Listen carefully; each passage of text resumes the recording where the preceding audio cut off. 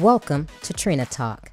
This is the podcast where guests share their stories of pursuing their passions, living a fulfilled life, and empowering others. Each week, I talk with inspiring leaders, business owners, and people with amazing stories from around the world in unscripted conversations as they share their successes and failures. This podcast is all about empowering you to keep striving in your personal and professional life. I am your host, Trina L. Martin. Hi, Dr. Lin. Welcome to Trina Talk. Oh, it's so great to be here, Trina. I'm so excited about today. I'm excited to speak with you. I mean, you are just a woman who is amazing. We were just talking pre-record and we have some similarities in our backgrounds, and I just love your energy. You're so positive. You're so uplifting, and you're just doing amazing things in this world. And I want you to tell the listeners who Dr. Lin is, but tell us what got you to be the person that you are today and your mission in life. Wow, that's a great question. I could spend years talking about that, but I'll be really brief. So my mission in life is to help people overcome their traumas, the things that would take them out. Having experienced so much of that growing up, and I did not always smile. Now I have a hard time keeping the smile off my face. And so for me, what makes me tick and what got me here is being born, to a mom who was bipolar, to a father who was an alcoholic, very high functioning. And so, but the trauma at 6 months old, something happened where my mom tried to hurt me. So I went to live with a grandmother and grandfather and aunt and uncle. And I stayed there till I was 5. But in that period of time, the best way I could describe my grandma was a hurt person, but very strong. And so by the time I was 5, she was checking my dusting with her white gloves. I'm a 5-year-old, and I had to sit perfectly on the couch, prim and proper, while she walked As the World Turns, that soap opera. And I could never do anything right. I couldn't pull the weeds good enough. So I grew up in that first 5 years with being loved, but also being conditioned that I wasn't enough. And so at 5 years old, I was heartbroken when my parents wouldn't give me up for adoption. And I was told I had to go live with my parents, my sister, 2 sisters and brother. And that led to a period of, let's just call it extreme dysfunctionality. And so without going into the details, I had what I would call a near life experience, because I was sort of on the other side, but I was watching myself. Actually, I was being strangled as a 5-year-old in a corner by somebody trying to date rape my sister. So I couldn't wear turtlenecks for decades. And I didn't remember any of this until I started to wake up. So, life became such that I ran away at 17 to go to college. I was the first in my family to go to college. My sister did go to Juilliard. I'm not sure she finished, but they didn't consider that college back then. And my saving grace, and I think we all have something inside of us that is like the thing that keeps us going, was as a chubby little size 16, introverted 15-year-old that could not chew gum and walk a straight line. I was totally like picked last for everything. And I was living out the not enough. My younger sister wanted to take judo lessons. I didn't want to take judo lessons. What's judo? So my sister-in-law quit before they started, and I became the designated chaperone, because there weren't a lot of kids, adults, teenagers in a judo class. It was all men, basically. And I was like a duck to water, Trina. I finally had something that I had control over my body. No one was ever going to mess with me again. And I excelled. And in my excelling, then they took away the $35 a month, which was a lot in the 60s, and said, sorry, kid, she quit, you're out.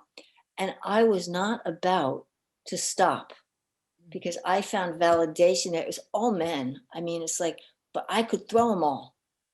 And when they took away my money and my rides, sometimes I got a ride from my parents. I got really creative because I had a goal, and I was going to get to that class. And when I told my teacher what happened, he goes, well, I'd like you to teach the beginners. Now I'm only in there 3 or 4 months when this happens. So, but again, some of us come in here with a certain spark, it's like, what is it that lights me up? Well, being able to control my body, being somebody in the class where I was loved and accepted for who I was. That was the beginning of my long journey. That was a long-winded answer, but that's what got me started. Wow. You said it's long-winded, but I love that. And just as you're talking, I'm thinking about my life as well. You said I was an introverted girl who never smiled. And I'd be doggone if when I give my talks, that's one of the first things I say, that how I never smiled growing up because it was just so traumatic how I was treated. And you look back and you're like, wow, I never smiled. And I just remember that when I did, people would say, oh, you have such a beautiful smile. And then I would, again, shut down. But wow, in your life just it's funny because you could have done so many things with your life, but you chose to take the path that you did, which is of positivity. That judo class became your outlet, and from what we were discussing, you're still active today doing that, correct? 55 years later. Wow. And I've learned and grown. I mean, I went from judo. I actually taught judo in college because I put myself through college, and I got credit for the gym class by teaching it. And I went on to study Taekwondo, which is a Korean karate. I became a fifth degree black belt. I have another promotion, but I just stop it at fifth degree. Nobody needs to know. And then I became a black belt in Aikido, but primarily it was my stress management tool. And it taught me the value of discipline, which is really discipleship toward myself. The regrets I would have if I had stopped, I can't even imagine. And back then, women were the weaker sex. Ha ha ha. And I would be the only girl in class after my sister, and I would scoot into the guys' locker room because there was no female locker room and be in and out in 2 seconds. I had to be better than anybody else. And at one point, my teacher said, you probably will never get a black belt, or words to that effect, because to take the test is too rigorous for a woman. Well, I kicked that out of the water. And there's a lady by the name of Rusty Kanakoji, who's the mother of judo in the Olympics. She was my role model. She came out of like the Bronx gang, and she turned that for herself. I turned it as a tool that helped me work my way through college, helped inform the work that I do in stress management and trauma, because through the martial arts, I had a vessel and a vehicle where I could begin to shed all those negative thoughts, but I didn't shed all of them because I mostly, many times I was first. I've been a gold medalist. I was in the garden, state champion, and da da da da. But always in the ones that I really wanted to be first in, there would always be some glitch. So I had this self-defeating thing. I could whoop the person, but they'd somehow work in the other person's favor.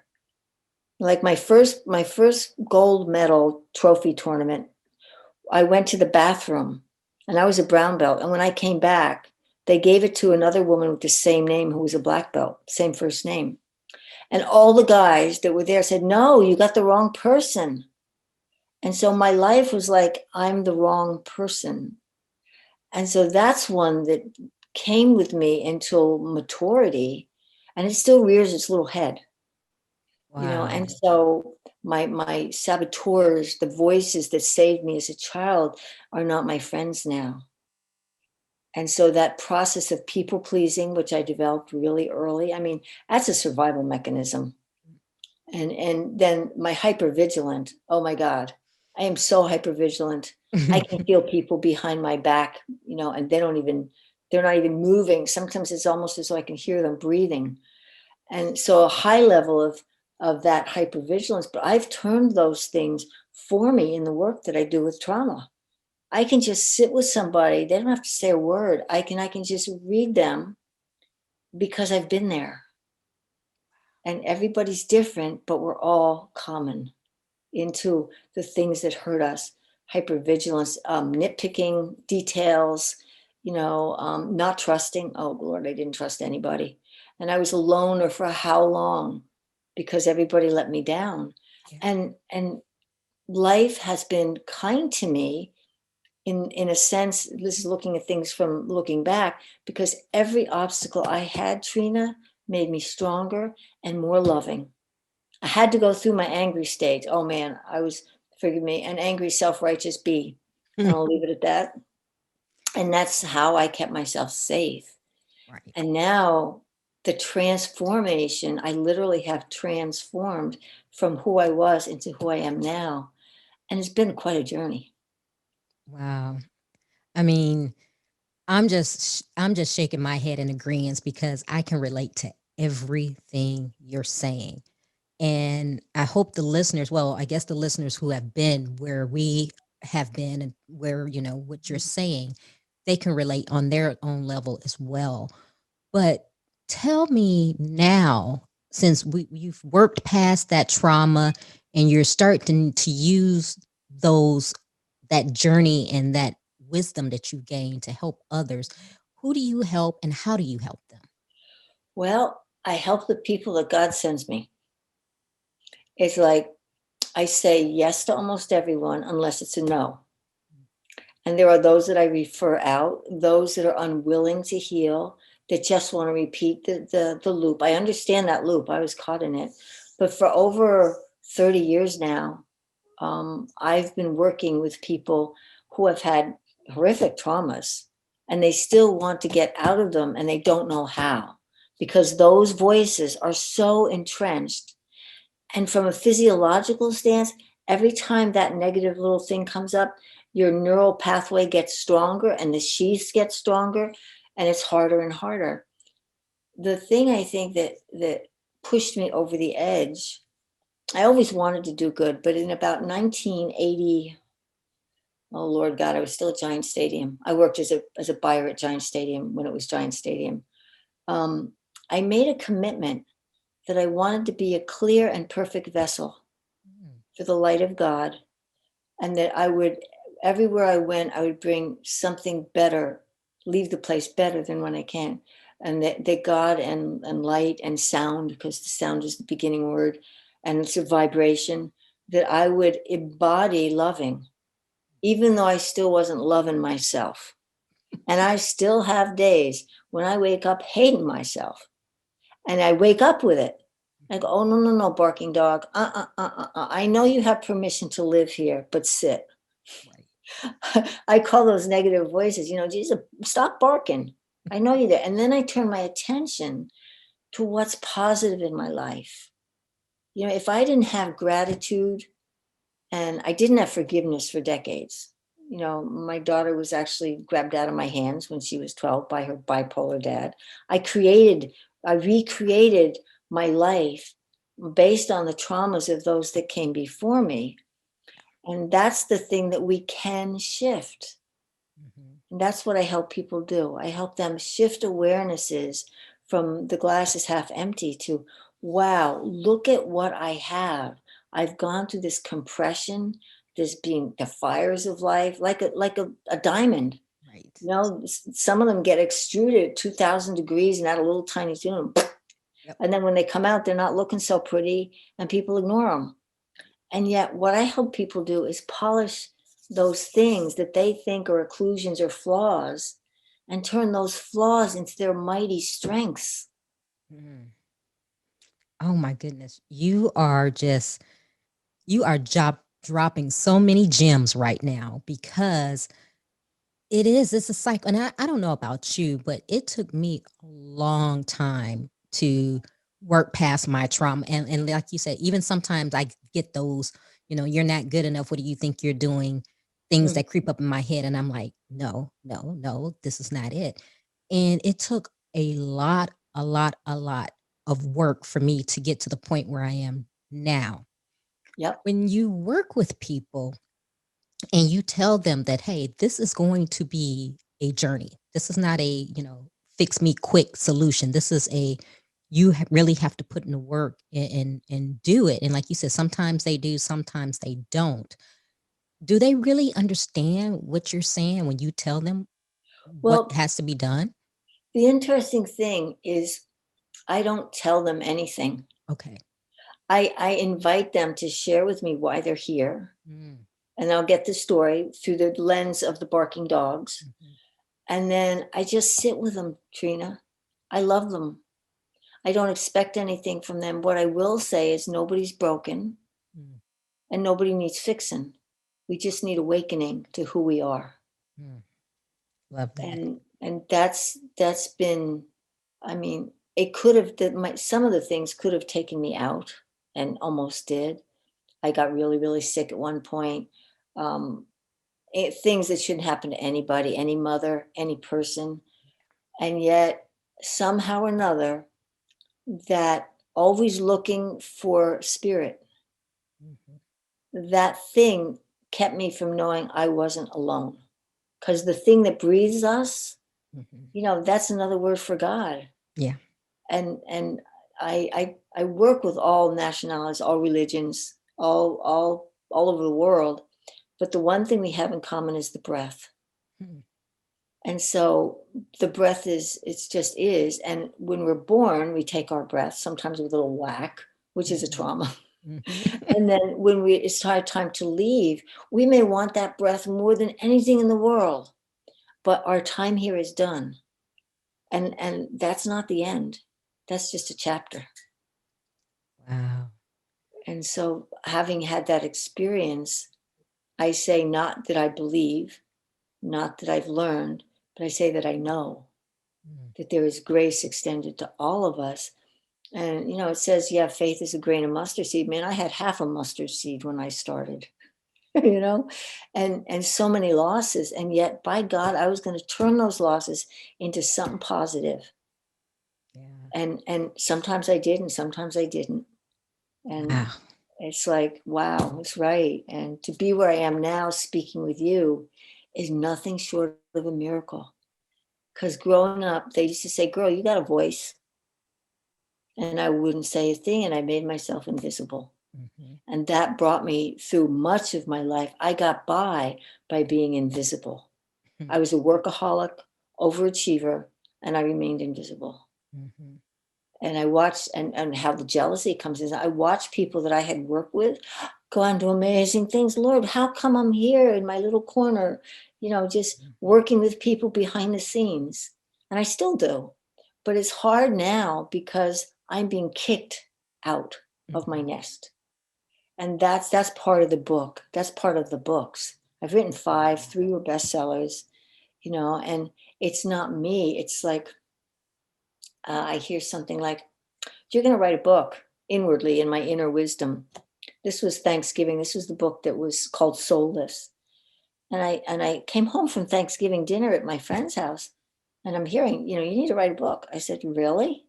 Yeah, it's going to be done by December 31st. This is Thanksgiving. Wow. And I said, really? I said, okay, I'll be obedient. I sat down, opened my laptop. What are we going to say?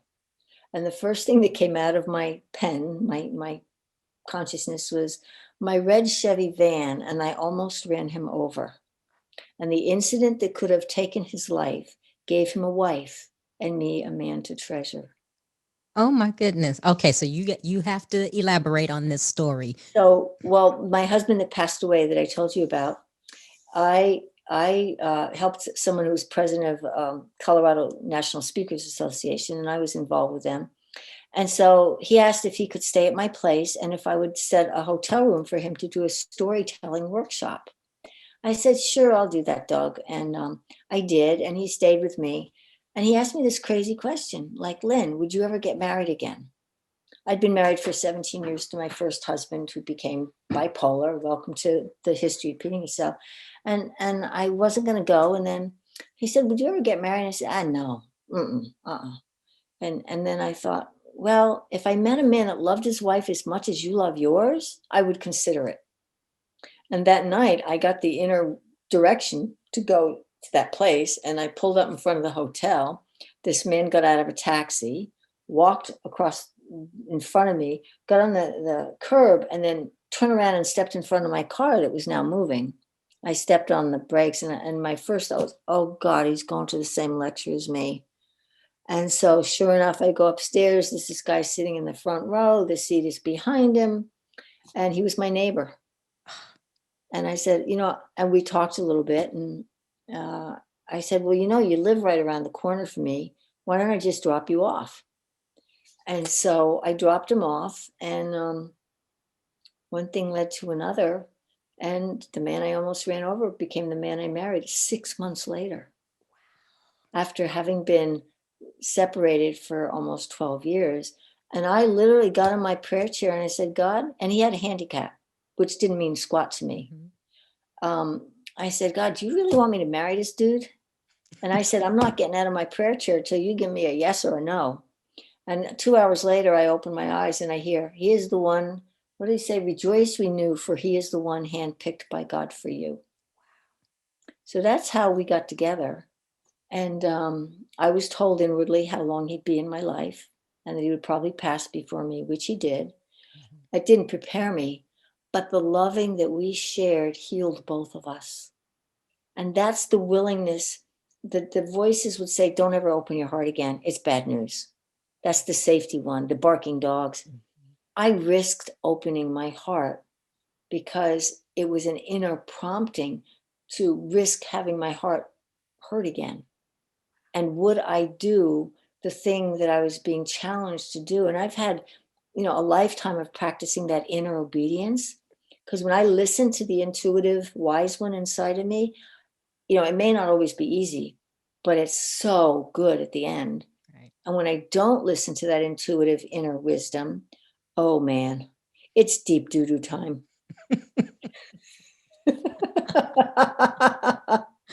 And, life is good and I can't take myself real seriously.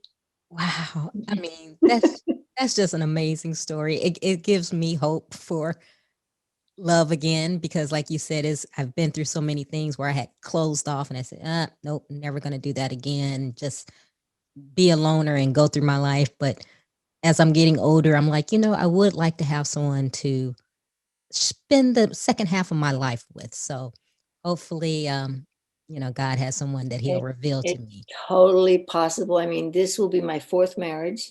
My first one was violent. The second one died in a plane crash. The third one died because of a drug overdose that the hospital administered. And then number 4 has been my friend now for 27 years. And when his wife passed, who was my dear, dear friend, people from all over the United States started calling me saying, you need to go east to be with Paul. Because my good friend had died, and I wasn't going to go because I know that after the funeral or the celebration of life, everybody goes back to their life. And I know the second year is the toughest. So in my mind, I was going to go after the dust had settled. And I also had a commitment to paying off a loan that I'd taken by March 31st. And this was in November. And after these 7 people called me, everybody said, if you don't go, he's not going to be around. Because they could see him. And he actually called me when his wife was dying while he was waiting for the EMFs. That's how close we were as friends. And there's a whole story that I could go into at some point that I will. But on his deathbed, we both sort of knew James was going to go. We didn't know that he was going to go that way. And he said, what are you going to do when I die? I said, oh, honey, I know the drill. Remember, I've been widowed. I've lost. I've lost Michelle, my daughter, through her dad. And I know the drill. So I want you to get married. I said, no. We almost had an argument over it. And then finally, I said, why do you want me to get married? He goes, I want you to meet a man that loves you as much as I do and gives you everything I can't. And 4 or 5 days later, he was gone. And so the beauty of that is when we had our mini argument, I said, I'll tell you what, James Stephen Putney, you want me to get married again? You meet him, you vet him, you send him, and I will decide. And fast forward 7 years, I have a Qigong master visiting me who's very attuned to the spirit. And he goes, Lin, your dead husband in kitchen. I said, how nice, Teresa. What's he want to say? He hasn't talked to me in 11 and a half years. She's silent. And she goes, oh, he say he vetting man. Now she's Chinese. Vetting is not exactly your Right. everyday Chinese word. And then fast forward a couple months. So what do you do that information? Put it in the file. I was not open to relationship. So I'm in San Diego with my friend Anita, and I'm helping her proof her book for Random House. And we're sitting up there at this leaders conference and blah, blah, blah. She goes, "Oh, Lynn, honey, James is in the room with us." I said, "No way, Nita. This is a double header. What's he want now?" And she's silent. And she goes, "He says he's vetting a man for you." True story, almost verbatim. Fast forward a few more months, I'm, my friend Cheryl, who's Paul's wife, who passed away, calls me out of the blue and says, "Honey, James is with us. He's here with me. He's so big I can't see his head in the clouds." I said, "Oh my gosh, it's a triple header. What's he want to say now?" She goes, "Oh honey, it's so sweet. He says he's vetted a man." And then she goes, "And all you have to do is decide. It's a yes." And less than a month later, Cheryl passed away. And this man, who's been my friend at that point for 25 years, and he's in conflict because they were married for 40 years. I come as a minister to support him.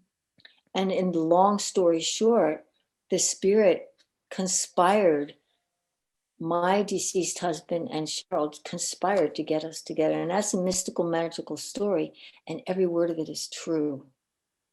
And Wow. so the blessings that are available for us are infinite, as long as we can still the barking dogs long enough to be still and to know that who we are is perfect. And one of the things I do to self-soothe is I'll just feel my fingers. I'll go like this to know that I'm alive. I'll say nice things to myself. And mostly I try to stop my mind chatter. And the grandmothers, they used to wring their hands when they were praying. That actually is a way to soothe yourself because the meridian's in your hands. All the things that we do when we pull on our ears, we're giving ourselves, acupressure. And there's a million tools for us that are available when we open and have the willingness to look at life in a new way. And that's what I invite your listeners to do. Every day in my life is a new day. And it may be our last day. So how do I want to leave it? Better than I woke up in it? So for your listeners, I would say whatever hurt, whatever wounds you have, it's a diamond in the rough. And when you get curious about it, and well, is this pattern been with me for a long time? Like the pattern of finishing second, that was a deeply ingrained trauma that a young child interpreted in a way that isn't accurate. And so our job is to become truth finders and curiosity seekers for who's the real me? Who am I outside of my hurts and my boo-boos and my bitches and my concerns and my desires? Who am I really? Wow. And, Wow. you That's know, just, wow. So profound. Just, it almost brings tears to my eyes because it makes you think about how many people are living this life without knowing who they really are and are so unhappy with themselves, yeah, and it's just amazing. And it's amazing how you had all of these people say the exact words that you had not spoken to anyone none of that them. came to you saying, yeah, he's vetting someone for you. So, And that's not even a word that I would use consciously, wow. and so those kinds of serendipities and gifts, they're here for all of us. It's like we come in aware and awake and as little souls in this planet. And then I like to believe that we kind of, this is a game down here. It helps me be sane. Mm-hmm. And there's a transformation game where this concept first came to me. 4 simple things we're here to do as humans. Mm-hmm. We're here to gain awareness. We're here to overcome setbacks. We're here to do service, especially if we can serve others without agendas. And then finally to know that God, divine breath, spirit, Allah, Buddha, I don't care what it is, that thing that's greater than us is always here. And actually we go through all this stuff in the palms of his hands or her hands. You know, and we are the ones we're looking for. And the only way I found it was to go inside when my pain got so unbearable. I had to decide there had to be something more. And I started sitting in meditation. And man, I could not meditate to save my day. I'd wear my watch. Oh my God, it's only a minute. Crap, it's only 2 minutes. And then I got to the first day I sat for 20 minutes. And I looked and I went, oh my God. And I felt better. Really? And so I did that for many years of a way, not passively, but I would either say love, love, love, truth, truth, truth. Some people use Om. Sometimes I like Hu because Hu is the Sanskrit word for God. Okay. And it sounds good when it vibrates inside of you. And I've used practices like freeform writing, where you write what you're thinking and burn it. And if you want, I can give your listener, if your listeners want, you know, I can give you something that you can put in. I have a program on Thinkific. Okay. And I'm also going to be in a documentary series, Healing from Emotional Trauma, which is going to air sometime in March. And that's going to be free to listeners during the launch. So there's so many ways, but I would say there's no wrong way, or well, there's no certain way you have to wake up. There's your way to have to wake up. And some of us, like me, we're pretty slow learners, you know, and I think that's part of being human, because we're on the hamster wheel. We don't know we're on it until we distance ourselves enough to say, yo, I've been on a hamster wheel for most of my life, running from da da da da da da da. For me, it took illness to begin to wake up. I had to ask for help. Oh, God forbid I should ask for help. And like, I'm the one that's the one for everybody. You know, Miss People Pleaser. It's my job to come to the rescue, white knightish, if there's such a thing, in shining armor. And I don't do that now. I just be. You know, and then I'm working to be unapologetically me, even when I'm in the downtimes and the uptimes. All my loving, Trina, goes into loving everything. Every single trauma has made me who I am today. And it's not for the faint of heart to be real. You know, like the Velveteen Rabbit went through all those things in the children's book. You know, we're all Velveteen Rabbits in the making, where we're so loved and used that we have used up our loving in our life till we're ready to graduate. And that's probably the most noble thing we can do, is to learn to love ourselves. Everything else comes from that. And it's in plain sight, but none of us see it because of all the conditioning. And it's perfect because it's a game. And I never thought about that, and you're right, the loving ourselves, why is it so hard for us to do that? Because I know for me, that has been my issue, is like, and again, it's that conditioning, how I grew up. I could love to someone else and give, but then when it came to myself, I was not so loving, I wasn't so forgiving. And now I think, why wouldn't I be? Because you I got am those who I am. voices. You got Right. those voices, girlfriend, and they come from the womb sometimes. Yes. And they come from your mother's mother's mother's mother, going back 15 generations. Yes. And you can track that, because that's part of what I do. I help people track where it is, right down to which strand of RNA or DNA. Now, I don't know how to do this. I'm trained in it, but I don't know how to do this. I just know I'm obedient to how to do this. And people say, I've had that issue for 50 years and I can't find it anymore. That's how I knew I was on the right track. You know, I had a house guest and she was going to see the founder of the EMDR, you know, the eye response thing for trauma. And I said, well, why don't you just let me put you on my table? Oh, no, no, no, no. And just before she's gone, she goes, you know, I'd sort of like to get on your table. By the time she got off the table, she couldn't even find it. And that's what's possible for us when we open to the possibility that life is meant for us to be happy, joyful, positive. Now there's probably 25, one negative statement takes a whole bunch of positive statements to neutralize, because this battery operated planet is the positive and the negative polarity. It's easier to be negative than it is to be positive. Just look at the press. Yeah. It sells. People get caught in the, that's living from the outside in. We're always safe. No matter what happens to us, our soul, who we are in our essence, is uncorruptible. Wow.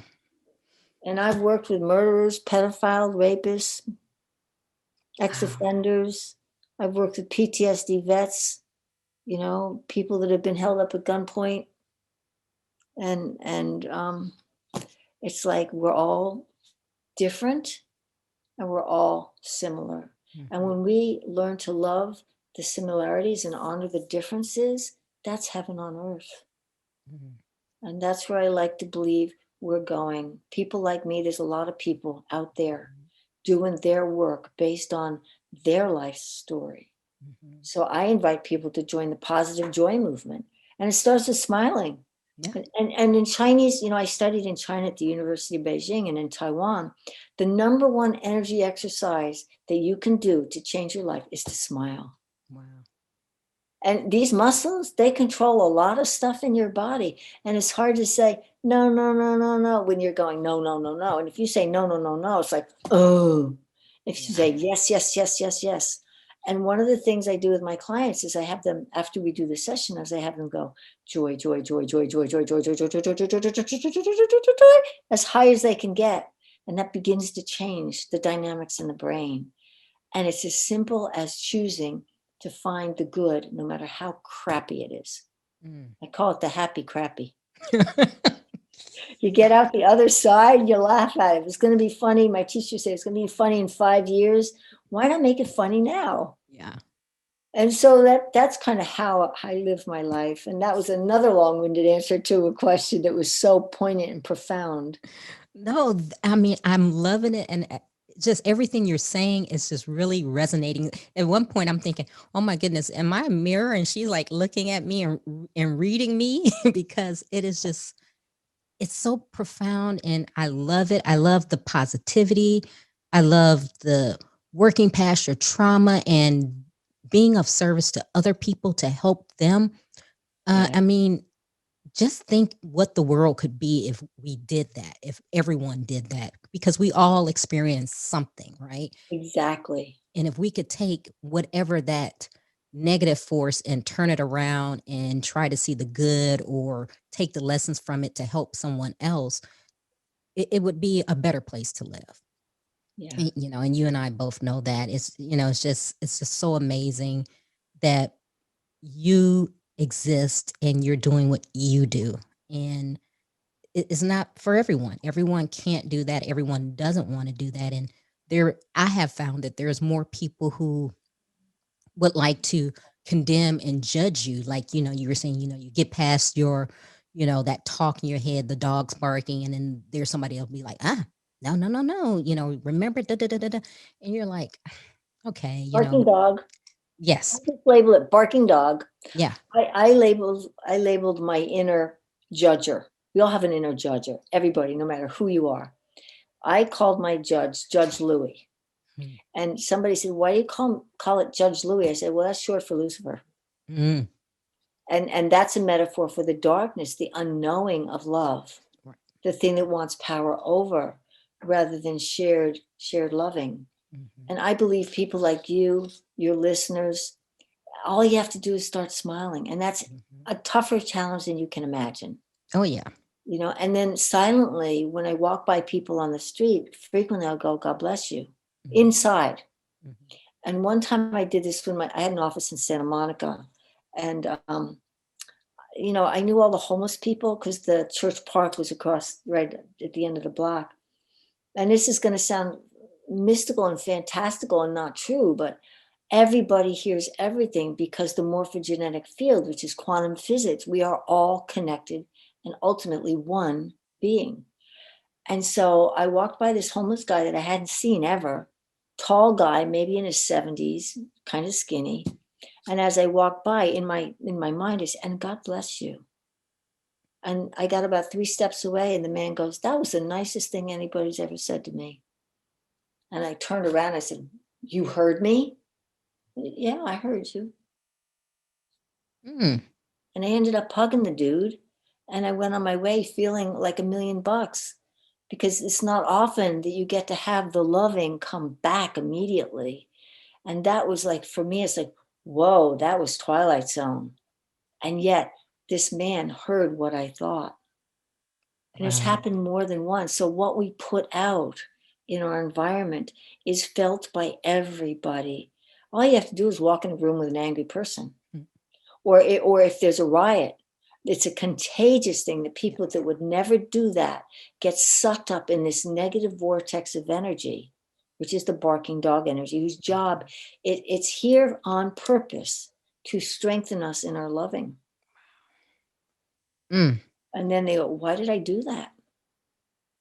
Wow. You know, and we don't know why, because we're not aware enough to catch the judge or the hater or the Mhm. saboteur, because it's only because hurt people hurt people. Mhm. So I have to clean, like Gerda said, I have to start cleaning my own doorstep, so that I can be an example, and that where I walk I exude positivity.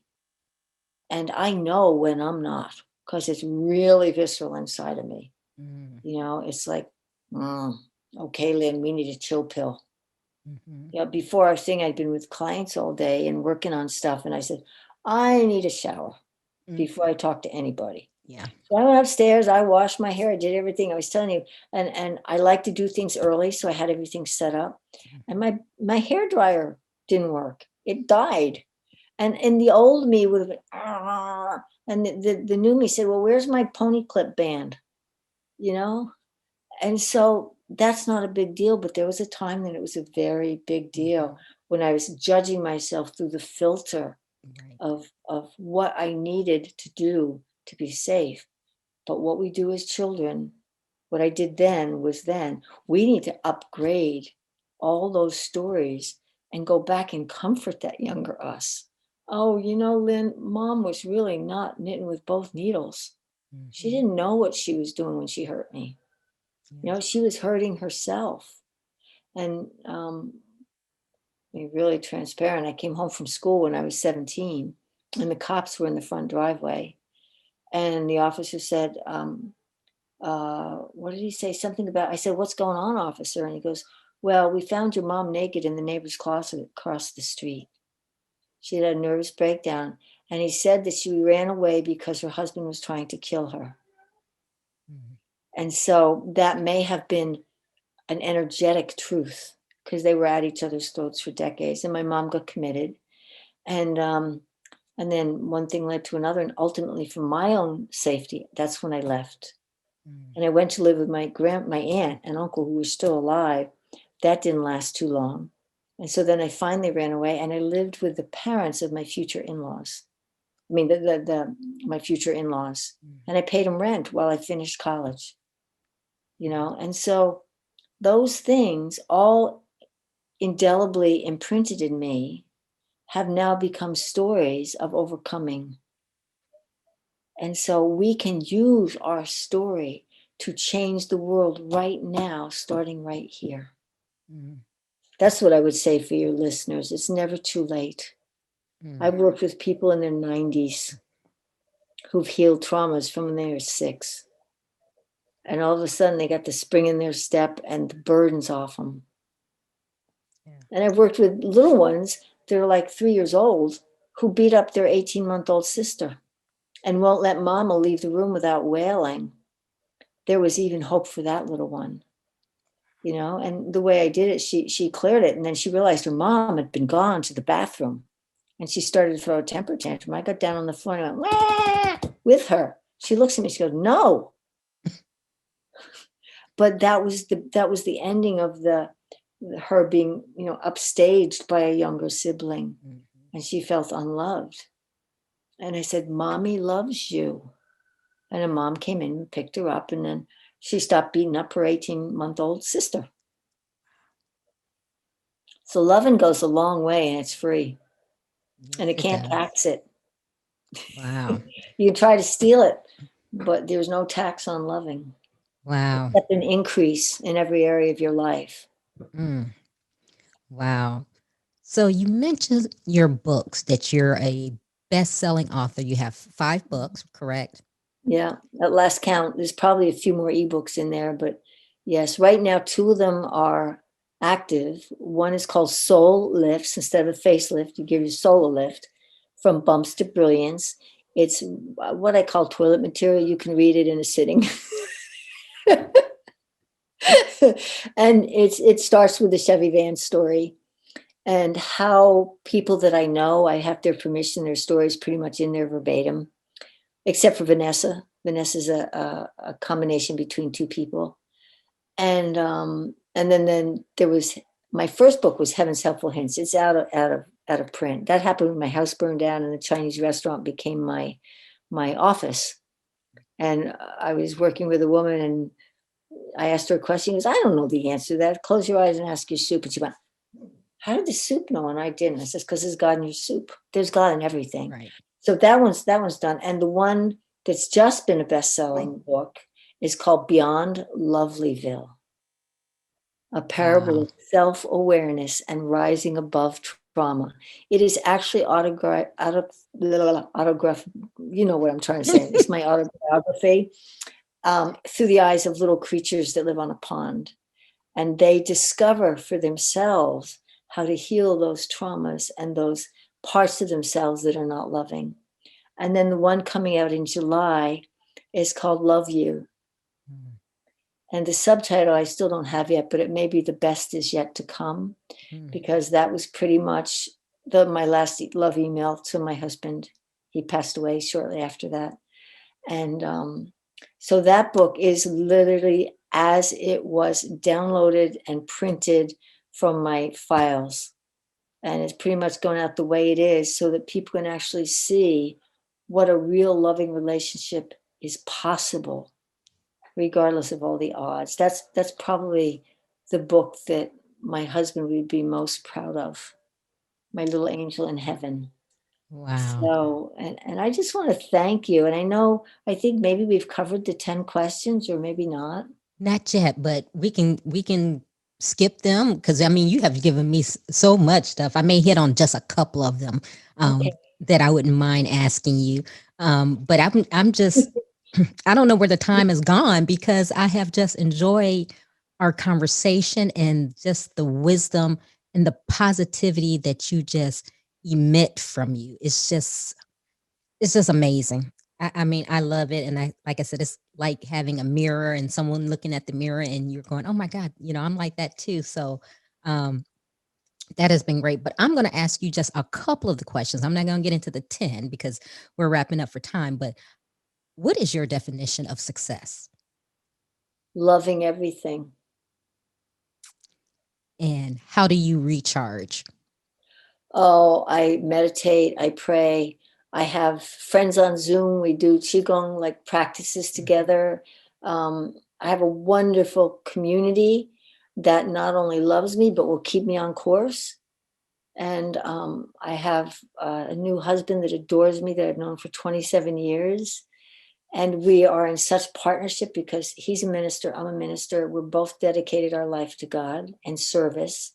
He's an amazing chiropractor, and he's developed something where he teaches the body how to heal itself. It's called the electrical matrix, and I'm helping him to bring that out into the world. Literally, our bodies are programmed for health, and when vertebrae go out or we have a stomach ache or something, there's always an emotional cause. We may not know it, or a trauma, or something is out of whack. And when you bring attention to that part, it knows how to heal itself. So I don't heal anybody. Paul doesn't heal anybody. We heal ourselves when we access the divine in us.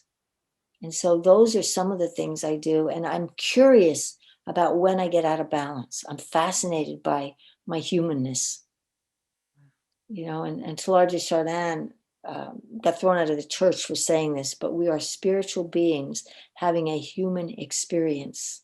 He was actually a profound archaeologist. Hmm. And so we are all human, heavenly man, having these experiences, man as in all mankind. There's no delineation.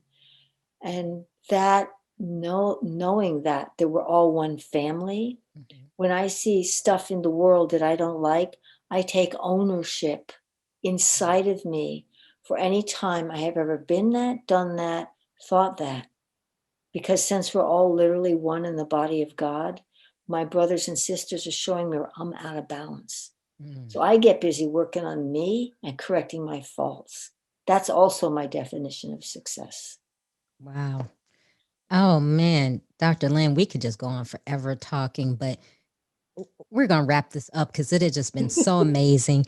Where can the listeners buy your books, get in contact with you if they want to become a client of yours? Just tell us how we can find you. Okay, well, the book is on Amazon. It's called Beyond, Beyond, Lovelyville, Lovelyville. That's where I would recommend people would start, because it is a parable and it's every human story. And Soulless is a fun book. You know, open it to any page. That's the kind of books I like. Okay, what's my message for today? And I open it. That one's doing there. That's still available.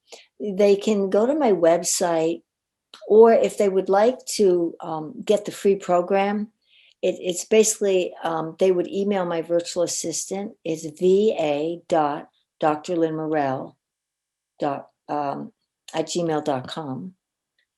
And she can send out that course to them. It's basically under 10 minutes, because I don't know about you, but oftentimes it's hard for me to listen with all the zoomed outness. I did this, it was a spontaneous training at the request of a Greek man who wanted to ask me some questions, who happened to videograph it. So that's called Are You Living Your Best Life? Freeform writing that I mentioned is in it. There's a segment, there's 10 little segments with a 30-second or so video of me. And then there's the page that they can read. And then there's a meditation or an action step. You can do it all at once, or you can do the 10 minutes or so a day over time. It's charged with the energy of healing. And, you know, it's real easy not to open things, but I figure for 10 minutes a day, and I did this in like 2014, and I never marketed it. Why? Because my barking dog said, it's not professional enough. And you're wearing a color that doesn't look good on you. And you were in a flight path of the airport in Los Angeles, and we're upstairs on a roof, for crying out loud.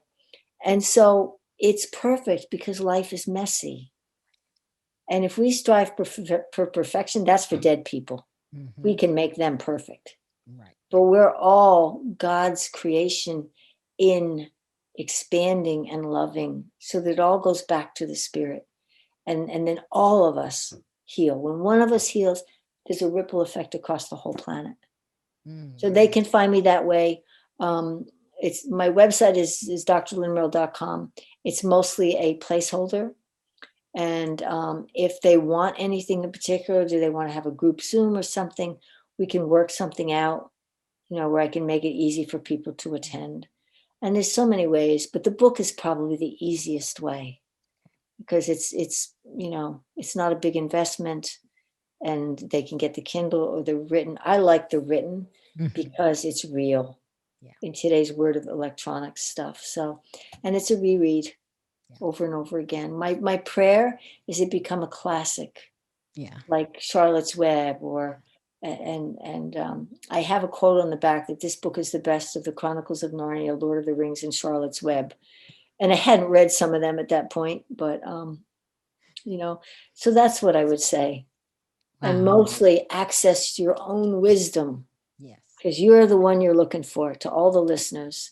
And when you find that one, you will be in such awe and reverence for who you are and how wonderfully your life is perfect for you. I love that. So thank you so much for taking time out of your day to be here and speak with me. It has been amazing. Your wisdom, your gems, your light. I love it all. And I just want to say thank you. Oh, you're so welcome, Trina. Thank you for having me. Thank you. Thank you for watching Trina Talk the Video. I hope you were inspired and motivated. If you like this video, please don't forget to subscribe so that you can be notified whenever a new video comes out. If you're unable to watch the video, don't forget to go to iTunes and listen so that you can listen on the go wherever you are.